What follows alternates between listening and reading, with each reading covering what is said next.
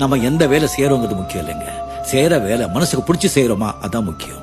இத பாருங்க, இங்க சந்தோஷம் இருந்தா எங்க போனாலும் சந்தோஷம் தான். இங்க சந்தோஷம் இல்லைன்னு வச்சுக்கோங்க, எங்க போனாலும்.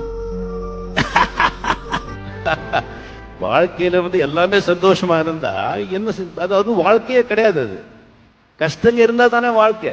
இன்பத்தையே நினைச்சிட்டு போயிட்டு இருந்தா அது வாழ்க்கையே கிடையாது, கசந்துடும். துன்பங்க இருக்கோ இருந்துதான் ஆகணும். அதுக்காக துன்பத்தை தேடி போக வேண்டாம்.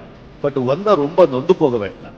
சோதனை வரும், சாதனை எப்போ ஆகும்? நீ சோதனையை சந்திச்சாதான் சாதனை ஆகும்.